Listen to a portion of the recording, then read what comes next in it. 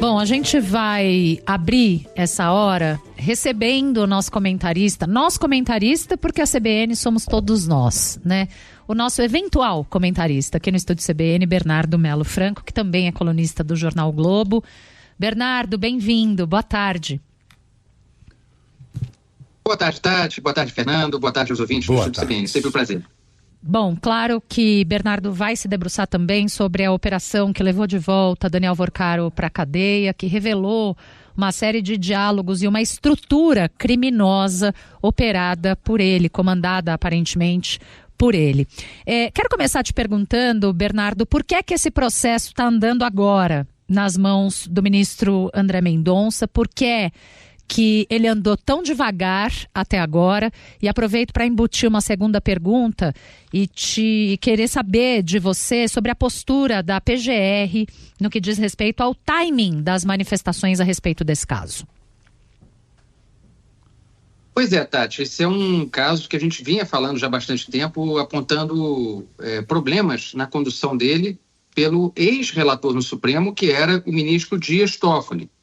A imprensa revelou uma série de vínculos, uma série de cruzamentos ali, de aproximações entre o ministro Dias Toffoli e personagens desse escândalo, inclusive o próprio banqueiro Daniel Worcaro. O Toffoli resistiu bastante, não só se manteve à frente desse processo por muito tempo, desse inquérito por muito tempo, como tomou uma série de decisões atípicas, decisões consideradas anormais, que, ao fim e ao cabo, acabavam protegendo, blindando muitos dos investigados desse escândalo. O Toffoli, por exemplo, negou acesso à CPI do INSS sobre documentos que tratavam de fraudes que envolviam pensionistas e aposentados. Enfim, ele tomou uma série de medidas ao mesmo tempo em que era apontada a proximidade dele com Worcaro, o voo dele em jatinho com um dos advogados do grupo do Worcaro, e mais tarde, e aí mais grave também, a sociedade de uma empresa que depois ele veio a confirmar que é da família dele, e dele, inclusive, dele com os irmãos, num resort que foi vendido para o grupo do Worcaro. Portanto, tinha uma série de laços ali, uma série de decisões atípicas que estavam protegendo o banqueiro. Depois de toda aquela mobilização que levou o Supremo a forçar a saída do Dias Toffoli dessa relatoria, o caso foi redistribuído por sorteio, chegou às mãos do ministro André Mendonça e, desde então, aquilo que estava andando a passo de tartaruga passou a andar a passo de lebre. E não é à toa que agora a gente está diante de novas revelações, revelações importantes, e de uma nova ordem de prisão do banqueiro Daniel Worcaro e de pessoas muito próximas a ele que estavam fazendo parte desse caso.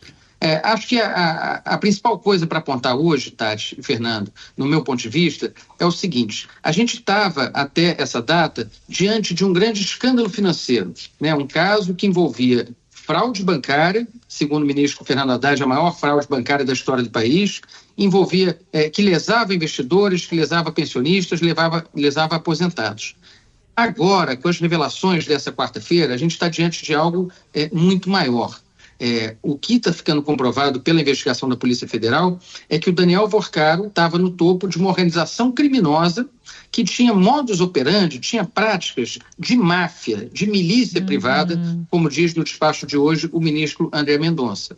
Então, além dos crimes financeiros, dos crimes que envolviam dinheiro, a gente está diante de crimes que envolvem corrupção de autoridades, que envolvem espionagem e que envolvem ameaças de uso de violência, ameaças contra a integridade física de jornalistas, de empregados, de pessoas que o Daniel Worcaro encarava como possíveis desafetos. E daí a ordem de prisão, a necessidade dessa ordem de prisão expedida pelo ministro André Mendonça. E vamos combinar, é muito difícil agora que o Daniel Worcaro consiga sair da cadeia se não houver um fato novo muito inesperado, ou se não houver uma delação premiada, pelo menos até o momento em que esse caso vai chegar a julgamento no Supremo. Bernardo, é muito comum a gente ouvir o crime de obstrução de justiça, quando a figura vai lá, o acusado vai lá, atrapalha as investigações. Só que a turma, como ficou conhecido esse grupo agora, o que fazia era uma contra-inteligência, porque ter acesso a um sistema da Polícia Federal, do Ministério Público Federal, FBI, Interpol, Ou então, assim, informações sobre de ex-diretor de fiscalização do Banco Central, de gente dentro do Banco Central. É algo assim, qualquer tentativa de pegá-lo, ele estava sempre à frente, com um passo sempre à frente, né? O que isso significa, Bernardo? É isso, Fernando. Isso significa que a organização criminosa, que segundo a Polícia Federal era chefiada pelo Daniel Vorcaro, ela teve uma enorme infiltração em órgãos públicos, órgãos do Estado brasileiro. A gente já sabia da proximidade do banqueiro com deputados, com senadores, com figuras, inclusive, que estiveram no governo, nesse governo e no governo passado. Mas agora está ficando claro também que a burocracia do Estado, parte dela, foi capturada e passou a trabalhar a favor dos interesses do Vorcaro e do Banco Master. O caso desses 2 servidores de carreira do Banco Central é um caso muito espantoso. A gente está diante de um dos servidores, foi diretor de fiscalização do banco, fiscalização bancária do banco. É uma coisa muito séria, quer dizer, você tinha funcionários pagos pelo Estado para supervisionar a atuação de bancos privados, que na verdade estavam recebendo propina, segundo as investigações, para trabalhar a favor desse banco e contra, portanto, os interesses do Estado. E aí a Polícia Federal reuniu diálogos ali que mostram o pagamento de propina e que mostram a atuação desses personagens do Banco Central como uma espécie de consultores, assessores do banqueiro Daniel Vorcaro, que, segundo todas as investigações, estava cometendo crimes contra o sistema financeiro, por isso tinha que ser parado, tinha que ser fiscalizado pelo próprio Banco Central. Tati, eu fiquei te devendo uma resposta sobre a PGR. É tanta coisa que a gente acaba foi criticada pelo próprio ministro. Está no despacho dele, né? Uma crítica à PGR. Exatamente. Ele diz o seguinte, estou até com a página aqui, por acaso, diante de mim, dizendo o seguinte, olha, diante desse robusto quadro fático probatório, lamenta-se que a PGR diga que não se entrevê no pedido a indicação de perigo iminente, que induza a extraordinária necessidade da prisão do Daniel Vorcaro. O que o ministro André Mendonça está dizendo aqui, traduzindo o juridiquês, é o seguinte: tem muita prova, tem muita evidência, tem muita transcrição de diálogo que mostra como é que o Daniel Vorcaro estava operando e que mostra que essa atividade desse tal grupo chamado A Turma era uma atividade que implicava riscos sérios à integridade física das pessoas. A gente citou o nosso colega Lauro Jardim, mas não foi só ele, também tinha uma empregada da casa do Vorcaro, um chefe de cozinha que aparentemente prestava também serviços na casa dele, e essas pessoas estavam na mira de uma milícia privada, estavam na mira de gente capaz de cometer atos de violência sérios. Então, daí a observação do ministro André Mendonça de que era preciso, sim, fazer essa prisão preventiva. E o que ele critica é que a PGR alegou falta de tempo, alegou ter recebido apenas 72 horas de prazo para não decidir, para não encaminhar um pedido de prisão. A gente sabe, claro, que a Procuradoria ela é titular da ação penal. Isso só vai virar uma denúncia se o Ministério Público Federal entender que há pressupostos, que há fatos suficientes para embasar uma denúncia. Mas o ministro, que é o presidente do inquérito, o ministro André Mendonça, ele tem sim poderes para, num caso desse, mesmo sem a anuência ou sem o pedido da PGR, decretar de ofício a prisão ou decretar diante da provocação da Polícia Federal, que é exatamente o que aconteceu nesse caso. Uhum. Bernardo, agora começa-se a especular ou a se cogitar a possibilidade de uma delação premiada de Daniel Vorcaro. A gente conversou isso rapidamente com a Maria Cristina Fernandes, que dizia, não tem ninguém acima dele para delatar. Mas, pelo que a gente viu hoje, das informações que vieram à tona pelo despacho do ministro, pelas investigações da Polícia Federal, é uma organização criminosa. Ainda que não tenha ninguém acima dele, a gente está vendo aí funcionários do sistema financeiro sendo aceitando corrupção, Acho que é isso, a gente pode falar assim, sendo corruptíveis. Isso pode acontecer? O que é que você vê nesse horizonte? Ele deve fazer essa delação e para onde deve ir essa delação? Olha, Tati, em geral, quando a Maria Cristina fala, eu apenas concordo, Longe de mim discordar dela, eu não ouvi o comentário, então não sei exatamente em que termos foi feita essa pergunta. Entendo que ela deve ter dito o seguinte, olha, pela doutrina que se tem desse Instituto da Delação Premiada, que é um instituto relativamente recente, né, no direito brasileiro, a ideia é que se o sujeito está no topo da organização criminosa, ele não tem mais a quem delatar, né? Porque a lógica é justamente que pessoas que estão abaixo do chefe delatem o chefe. Só que aí tem uma observação a fazer. O Daniel Vorcaro, ele era o chefe, segundo as investigações, de uma quadrilha em forma de banco, que era o Banco Master. Sim. Mas ele se relacionou e ele, como você lembra, corrompeu gente que poderia eventualmente estar acima dele, vamos dizer assim, na cadeia alimentar dessa história. E aí vale lembrar o exemplo da Odebrecht, né, o exemplo da Operação Lava Jato.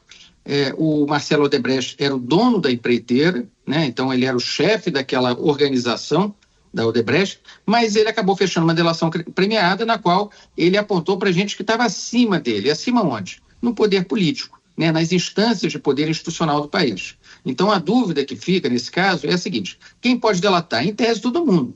Os funcionários do Vorcaro, que tiveram conhecimento, que foram, de certa forma, usados ali por ele para cometer os crimes, podem contar mais sobre esses crimes. E o próprio banqueiro, eventualmente, pode contar sobre quem foram as autoridades que ele corrompeu e como é que eram esses laços dele na política e também no poder judiciário. Então, essas são as perguntas que ficam, né, a partir desse momento. Agora, é claro, é tudo especulação nesse período, né, ele acabou de ser preso.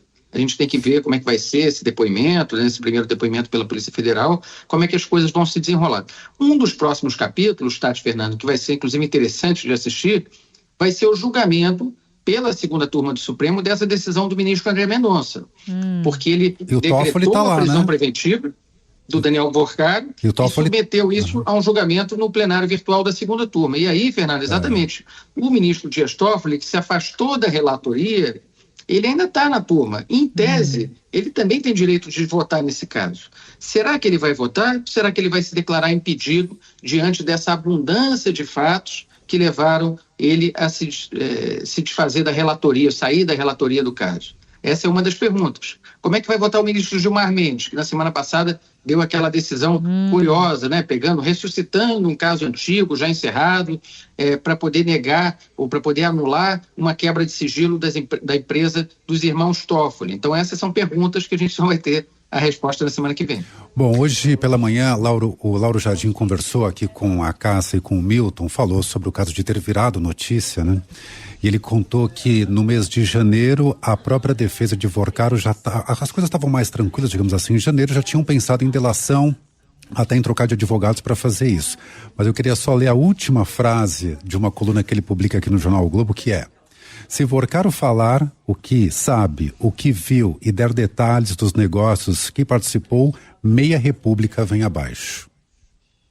Você duvida? Não, de forma nenhuma. É isso mesmo que o Lauro disse. Quer dizer, primeiro, Fernando, só uma observação. Essa frase dele, no começo do depoimento dele hoje cedo, é ótima, né? Jornalista não é notícia, não deve ser notícia. Mas nesse caso ele foi tragado para notícia, então não tem como ele não comentar. Né? E não, de certa forma, acabou sendo um personagem involuntário pelo trabalho dele, trabalho investigativo, que tem levado muitos furos nessa cobertura. Mas, enfim, acabou entrando na mira dessa máfia e foi citado na decisão do ministro André Mendonça como um dos motivos, justamente, para a prisão preventiva do Daniel Vorcaro. Agora, de fato, a gente tem que aguardar para ver o que sairia de uma delação dessa, mas deve ter muita gente de cabelo em pé nesse momento. E como eu falei, Fernando e Tati, não só no Congresso Nacional, não só em cargos de governo, do Executivo, mas também no Poder Judiciário. E essa é uma caixa preta que no Brasil sempre acaba ficando impenetrável, né? Acaba ficando blindada, ou porque se blinda, né, a si mesma, né, de certa forma se protege, ou porque as investigações acabam parando ali, batendo na trave. Então tem, claro, uma grande curiosidade agora, se os laços do Daniel Vorcaro com figuras importantes, tribunais superiores e tal, vão vir à tona a partir de uma eventual delação dele. A única certeza que a gente tem é que tem muita gente que vai dormir mal essa noite. Eu quero te fazer uma pergunta básica, Bernardo, para a gente se despedir. Se algo do que veio à tona hoje te impactou, te surpreendeu, te pegou, contando a experiência de 20 e tralalá anos que você tem na cobertura política do Brasil. Olha, Tati, diante do noticiário da guerra, é difícil a gente se impressionar tanto, né, com o noticiário dos nossos escândalos aqui, né, diante do que está acontecendo e do que está nas manchetes de todos os jornais aí, do que está acontecendo no Oriente Médio.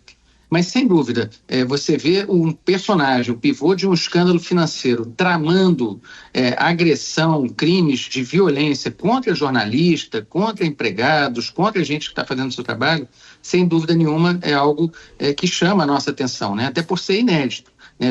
Esse não é o primeiro escândalo financeiro que a gente assiste no Brasil, né? E quem está nessa há mais tempo cobriu outros escândalos de uma época que eu ainda era estudante, né? Eu lembro lá do caso do Marca, do Fonte Sindan, né? Esses casos que, enfim, tiveram muita repercussão, que levaram à prisão de banqueiros, mas eu não me recordo de algo parecido, né? De ter um banqueiro que, ao mesmo tempo que chefiava um banco, chefiava uma espécie de uma milícia.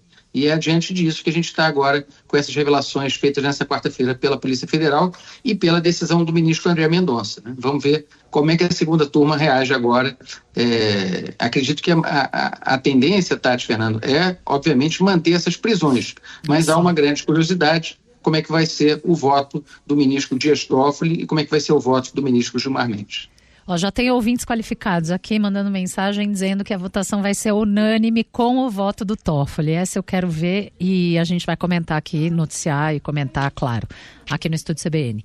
Bernardo, obrigada pela visita. Venha sempre ao nosso Estúdio CBN, viu? Boa tarde, bom trabalho para você. Obrigado, boa tarde para vocês e para os ouvintes. Obrigado, Bernardo.